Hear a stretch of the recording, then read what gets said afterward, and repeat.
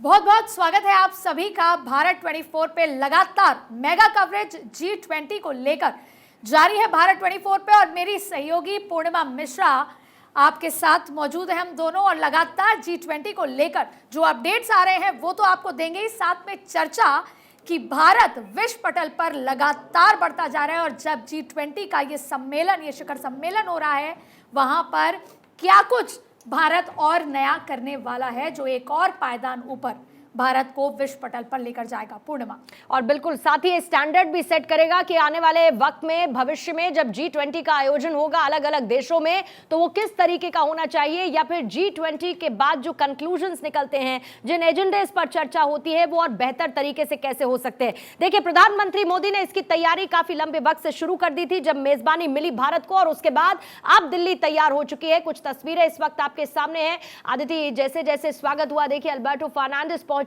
और इसके साथ ही अजाली ओस्मानी पहुंचे, जॉर्जिया मेलेनी पहुंची, क्रिस्टियाना जॉर्जीवा पहुंचे, और इसी सिलसिले में मेहमानों के पहुंचने का सिलसिला लगातार जारी है। थोड़ी देर बाद हम देखेंगे ऋषि सुनक भी पहुंच जाएंगे, फिर जो बाइडेन भी पहुंचेंगे। आज 3 बायलैटरल टॉक्स प्रधानमंत्री मोदी करने वाले हैं और कुल मिलाकर 15 से ज्यादा द्विपक्षीय वार्ता प्रधानमंत्री करने वाले हैं, और जाहिर है कि उससे बहुत बड़ा आउटकम निकलने की उम्मीद भारत को है भी। बिल्कुल पूर्णिमा, और सबसे बड़ी बात है G20 में जब आखिरी जो एक कंसेंसस बनता है वो बहुत महत्वपूर्ण है। दरअसल आपको बता दें कि G20 जो है वो तमाम जो बड़े लोग हैं, तमाम जो सबसे पावरफुल राष्ट्र हैं, जो 80% इकोनॉमी को डील करते हैं, ड्राइव करते हैं, और इसके साथ साथ 60% जो आबादी है उनको ड्राइव करते हैं। तो कितना महत्वपूर्ण है इकोनॉमिक लिहाज से भी, और आगे देश को किस दिशा में, ना सिर्फ पूरे विश्व को बल्कि भारत एक देश होने के नाते लीड करते हुए पूरे विश्व को किस दिशा में ले जाना चाहता है, ये बात आपको G20 खत्म होते होते दिखेगी। और हमारे साथ मेहमान मौजूद है स्टूडियो में। मोहम्मद अली शाह, रक्षा मामलों के जानकार मौजूद हैं। यूके देवनाथ, रक्षा विशेषज्ञ मौजूद हैं। और doctor Sunil Kaushik, senior journalist हैं, जो हमारे साथ मौजूद हैं। और आपको बता दें कि साथ में जितेंद्र कुमार ओझा, जो जियोपॉलिटिकल एक्सपर्ट हैं, बेहद महत्वपूर्ण, उनसे भी हम बातचीत करेंगे। और विपिन शर्मा, विदेश मामलों के जानकार भी मौजूद हैं। पूर्णिमा, और इसमें ऐड ऑन कर देती हूँ, अदिति नागर भी हमारे साथ मौजूद है, हमारी पॉलिटिकल एडिटर हैं। और अदिति, जिन बातों का आपने जिक्र किया, मैं शुरुआत आप ही के साथ करती हूँ और उसके बाद बाकी तमाम मेहमानों के पास जाऊंगी। Because being a political editor, आपने देखा कि बीते कुछ वक्त में प्रधानमंत्री मोदी का विजन क्या था। G20 की मेजबानी मिली भारत को, और भारत ने उसकी जैसी व्यापक तैयारी की। प्रधानमंत्री मोदी की तरफ से जो इंटरव्यू दिया गया और जो उनका लेख छपा है, उसमें G20 को वो कैसे देखते हैं और उस G20 से भारत को उम्मीदें क्या होनी चाहिए, इसका भी जिक्र करती हैं। पहले तो मैं चाहूंगी कि आप उसको एनालाइज करें कि भारत आज कहां पर खड़ा हुआ है G20 की इस मेजबानी के साथ, प्रधानमंत्री मोदी के दृष्टिकोण के साथ। कूटनीतिक मुलाकात के राजनीतिक मायने बहुत दूर तक जाएंगे, चाहे फिर 2024 से पहले चुनाव जिस तरह से है, उससे पहले का माहौल। और ये तो मैं देश की बात कर रही हूँ, पर ये क्योंकि लार्जर पर्सपेक्टिव है तो पूरे विश्व में कहाँ तक जाएंगे, जो आज तक नहीं हुआ। मैं कई अखबार पढ़े, मैंने कई सीनियर जो विदेशी जर्नलिस्ट से बात की। आज तक G20 जो सम्मेलन है, जो कहीं पर भी हुआ हो, इस तरीके की भव्यता किसी देश में देखने को नहीं मिली। अब जाहिर तौर पे जब कुछ होता है तो उसके क्रिटिक भी होते हैं और उसकी तारीफ भी होती है। क्रिटिक तो भारत के इसलिए होने लगे हैं क्योंकि अब भारत से लोग ये नहीं समझ पाते कि अब भारत क्या स्टैंड लेगा, क्योंकि भारत अब अपना स्टैंड लेता है। तो देखिए, जहाँ पर बात हो इस भव्यता की, इस तरह से जो G20 को लेकर जो आयोजन हुए, जो कार्यक्रम हुए, अब तक इतनी 200 बैठकें हुई और अब जो 3 दिन होने वाले हैं, ये भूतो न भविष्यति। G20 के पहले भी 2008 से आयोजन होते आ रहे हैं शिखर सम्मेलनों पे, पर इस तरह का डिस्कशन वर्ल्ड वाइड आज तक नहीं हुआ जो भारत में हो रहा है। ये पहली उपलब्धि है, इसको क्रिटिक कैसे भी देखें, पर ये पहली उपलब्धि। दूसरी बात है जो आज की सबसे महत्वपूर्ण है, जो आज जो बाइडेन और प्रधानमंत्री मोदी, सबसे पहले देखा जाएगा कि क्या हाथ मिलाए जाते हैं, चाहे गले मिलते हैं, क्या कुछ होता है, बॉडी लैंग्वेज।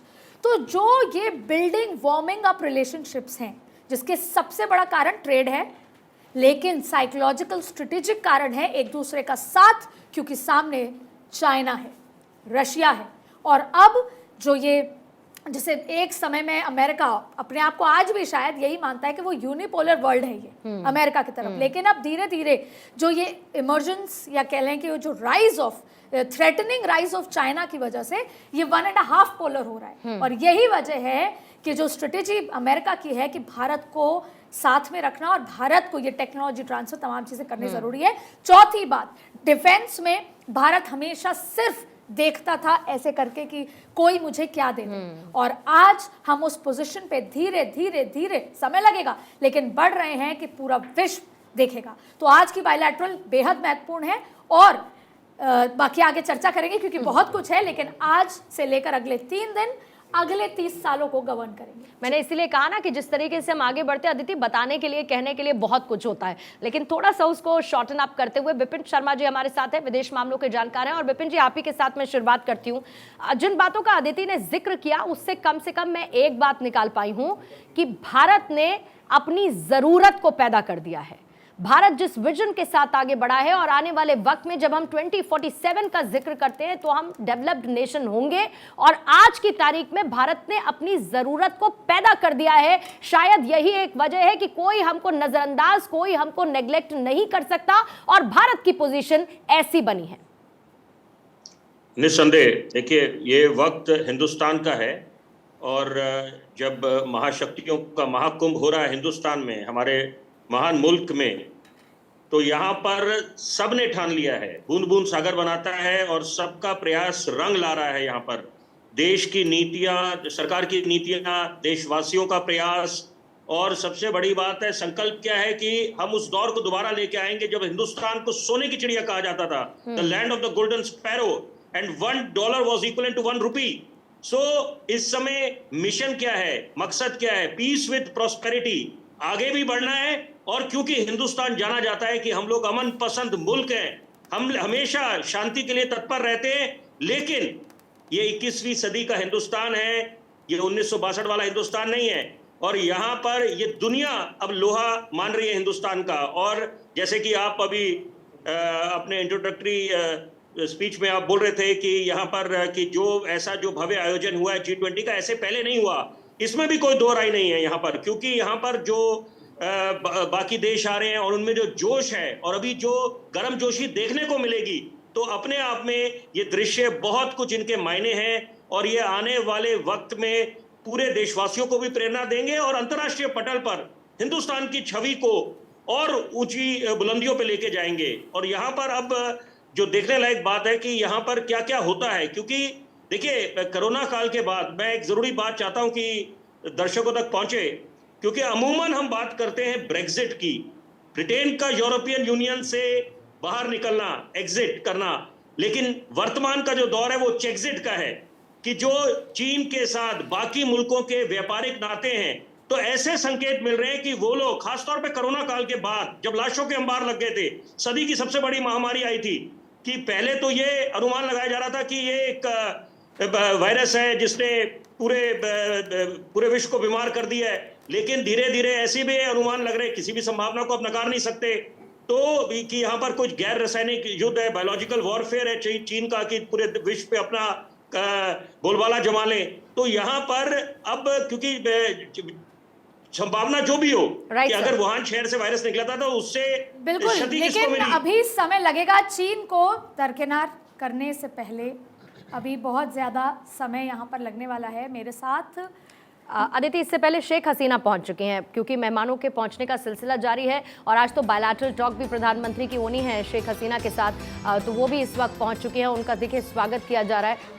दर्शना जरदोश, अगर मैं गलत नहीं हूं अदिति मुझे करेक्ट कीजिएगा, उनके साथ इस वक्त मौजूद हैं, और ये देखिए ऐसे ही स्वागत हो रहा है, सांस्कृतिक आयोजन हो रहे हैं और विदेशी मेहमान काफी प्रफुल्लित हैं इस तरीके के स्वागत को लेकर। सबसे बड़ी बात है कि बांग्लादेश वैसे हिस्सा नहीं होता, उनको इनवाइट किया बिल्कुल, और भारत ने यहाँ पर G20 में एक तो जो मेंबर्स हैं उनके साथ साथ कई बार जैसे शादियों में नहीं होता कि फूफा जी को बुला लीजिए, इनको कर लीजिए, इनसे अच्छे अपने संबंध हैं, ऐसा भी है। तो ये जो पूरा G20 में जो सम्मेलन है और जो इन्वाइटेड गेस्ट है, जो देश हैं, उसमें मॉरिशस की बात करें, जिनके अभी जो स्टेट हेड है वो आए थे, हम शेख हसीना की बात करें, यहाँ पर वो भी जमावड़ा साउथ यूरोप वाला जमावड़ा जैसे कह लें, जो भारत के बहुत अच्छे संबंध हैं, UAE ले लीजिए तमाम, तो ये कहीं ना कहीं उस लिहाज से भी भारत के लिए बहुत महत्वपूर्ण कदम है। आपको बता दें, हम सीधे तस्वीर आपको दिखा रहे हैं, शेख हसीना आई हैं, उनका लगातार स्वागत सांस्कृतिक कार्यक्रम के साथ साथ जब ये अपने एयरपोर्ट से पहुंचेंगे अपने होटल में, वहाँ पर सिक्योरिटी के साथ साथ जो खान पान का जो पूरा इंतजामात है वो भी बहुत ही क्यूरेट किया गया है, उसको सेलेक्ट किया गया है और फिर सबको परोसा जाएगा। लेकिन इस बीच में हमारे साथ गेस्ट मौजूद हैं और मैं बात करना चाहूँगी देवनाथ साहब, ये जो लगातार ये हम जैसा कह रहे हैं कि इनवाइट करने की बात है, एक जिक्र ये भी आया था, कनाडा भी चाहता था और भी अलग दूसरे देशों से ये सिफारिश आई थी कि यूक्रेन को भी इसमें आमंत्रित किया जाए, ज़ेलेंस्की भी आए, उनको पहले बुलाया जा चुका है ऐसे गेस्ट की तरह जब ब्रिस्क था तमाम, और तो ऐसा क्यों हुआ कि हमने उनको इनवाइट नहीं किया? अदिति, मामला ऐसा है कि यूक्रेन और रूस के युद्ध के बीच में भारत ने देखा कि अगर राष्ट्रपति ज़ेलेंस्की भारत में आएंगे तो G20 का जो माहौल है वो थोड़ा यूक्रेन युद्ध की तरफ डाइवर्ट हो जाएगा। पश्चिमी देश भी शायद चाहते थे, अमेरिका, फ्रांस, इंग्लैंड, की राष्ट्रपति ज़ेलेंस्की आए, लेकिन भारत को एक बैलेंसिंग आउट करना था। हम नहीं चाहते कि G20 के प्लेटफॉर्म का इस्तेमाल पश्चिमी देश, नेटो देश या नाम ले लेता हूं अमेरिका, रूस विरोधी सेंटिमेंट्स को बढ़ावा देने के लिए दिल्ली का इस्तेमाल करे। मुझे लगता है पूर्णिमा, जैसा आप कह रहे हैं, सबसे बड़ी वजह है कि जब ये पैराग्राफ्स आते हैं ना, पैराग्राफ और लैंग्वेज पे आपत्ति जताई है रूस ने, तो पूर्णिमा कहीं ना कहीं अगर ज़ेलेंस्की को इनवाइट किया होता तो रूस जब कंसेंसस बनने की बारी आती तो शायद आपत्ति जताता। लेकिन मेजर शाह, क्योंकि अभी यूक्रेन का जिक्र निकला है, ऋषि सुनक पहुंचने वाले हैं। ऋषि सुनक ने आने से पहले ठीक ये स्टेटमेंट दिया है कि हम कमज़ोर को सपोर्ट करते रहेंगे, हम यूक्रेन को सपोर्ट करते रहेंगे। रशिया का, पुतिन का यहाँ पर मौजूद नहीं होना, ज़ेलेंस्की को इनवाइट ना करना, ऋषि सुनक के यहाँ पर पहुँचने से पहले ये स्टेटमेंट देना, what kind of thing is it? जी देखिए, अगर मैं डॉट्स को ज्वाइन करूं तो बहुत कुछ इसमें पढ़ सकता हूं मैं, लेकिन बिना इतना कुछ इसमें डीप जाए हुए मैं इतना बोलूँगा ज़रूर कि अगर ज़ेलेंस्की साहब को यहाँ पे हम न्योता देते तो ये पूरा जो G20 समिट है इसका रुख अलग हो जाता, कि क्योंकि अभी रूस और यूक्रेन का जंग चल रहा है, सब जानते हैं, और ये एक तरीके से इसको कह सकते हैं हाईजैक हो जाता। ऋषि सुनार का ये स्टेटमेंट, इसको मैं ऐसे देखता हूँ कि हम कमजोर को सपोर्ट करेंगे। देखिए, अल्टीमेटली सबका अपना अपना एजेंडा होता है और वेस्टर्न कंट्रीज का भी अपना एजेंडा है रूस के साथ लड़ने का। अमेरिका, खासतौर से अमेरिका और रूस के बीच में लड़ाई है वैसे ये, और यूक्रेन को ढाल बना के एक प्रॉक्सी वॉर लड़ने का। और जो कहते हैं हम आम सप्लाई कर रहे हैं, हम अपनी मदद कर रहे हैं, ultimately at the end of the day अपना अपना सब देख रहे हैं। इनका भी ट्रेड बिजनेस हो रहा है, इनका भी व्यापार हो रहा है हथियारों का, इसमें ये भी प्रॉफिट। वो कहते हैं ना सर, हाथी के दांत दिखाने के कुछ और खाने के कुछ और। बिल्कुल। कम से कम इस मामले में तो ये देखने को, और खासतौर से इसमें अमेरिका का भी जिक्र करना होगा, व्हाई नॉट, क्योंकि बहुत सारी ऐसी चीजें हैं जिसको लेकर अमेरिका चाहता है कि सैंक्शंस लगाए जाएं, लेकिन कहीं ना कहीं बैकडोर, या ये कह लीजिए कि उस तरीके से उसको पॉपुलराइज ना करते हुए अमेरिका ने अपना कुछ भी नहीं रोका। अमेरिका का उसी तरीके से काम चल रहा है, हथियारों का बिजनेस आप देखिए। बहरहाल ये एक अलग विषय हो जाएगा। एक बार प्रिया के पास अदिति चलते हैं, क्योंकि प्रिया इस वक्त भारत मंडपम में मौजूद है।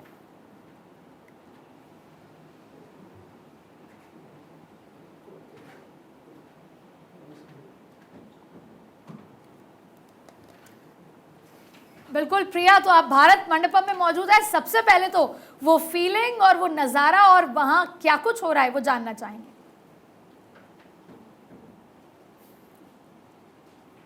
बिल्कुल, सबसे पहले तस्वीरों के जरिए आपको दिखा देते हैं आदित्य कि यहाँ पर किस तरीके से तैयारियां की गई है, क्योंकि जिस तरीके से लगातार हम इस बात का जिक्र कर रहे हैं कि भारत मंडपम और अगले 2 दिन यहाँ पर जो कार्यक्रम होंगे वो न केवल देश की तस्वीर बदलेंगे बल्कि दुनिया की तस्वीर भी बदल कर रख देंगे। और यही कारण है कि बहुत खूबसूरती के साथ यहाँ पर सजाया तो गया है, लेकिन आप देखेंगे जगह जगह पर आपको सुरक्षा बलों की मौजूदगी यहाँ पर नजर आएगी। और ये देखिए तस्वीरों के जरिए G20 के जो तमाम मेंबर कंट्रीज़ हैं उनके यहाँ पर आपको नेशनल फ्लैग नजर आएंगे। पूरी दिल्ली को इस वक्त छावनी में तब्दील तब्दील कर दिया गया है और यहाँ पर भी हम देख रहे हैं जगह जगह पर जो सिक्योरिटी फोर्सेज है उनकी यहाँ पर तैनाती की गई है। लोगों को यहाँ पर आने की अनुमति नहीं है क्योंकि अगले 2 दिन बेहद ज़्यादा अहम हो जाएंगे। अगर हम यहाँ की बात करें तो भव्य तैयारियां हैं, क्योंकि मौका जिस तरीके से लगातार इस बात का जिक्र हो रहा है कि मौका बेहद खास है और G20 से कहीं ना कहीं दुनिया भर की जो अर्थव्यवस्था है उसकी मजबूती पर चर्चा होगी, रोजगार के अवसर ज़्यादा से ज़्यादा कैसे पैदा हों इसको पर फोकस होगा, खाद्य शिक्षा को लेकर चर्चा की जाएगी। लेकिन क्योंकि हम एक बार फिर से कल का जो शेड्यूल रहने वाला है, अगले 2 दिन क्या कुछ होगा वो अपने दर्शकों को एक बार बता देते हैं।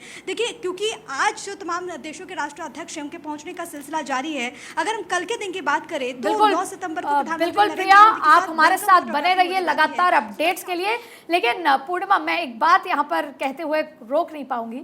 ये जब मैं तस्वीरें पिछले 3 दिन से और दिल्ली को अपने आंखों से देख रही हूँ तो मेरे दिल से एक बात निकलती है जो मैं आपके साथ और सबके साथ शेयर करना चाहती हूँ कि ये दिल्ली है मेरी यार। इश्क मोहब्बत प्यार जो आज माहौल है वो इस तरह का ही है। पूर्णिमा, बिल्कुल, और उस प्यार को, उस लगाव को आई एम श्योर वो राष्ट्राध्यक्ष भी महसूस करेंगे।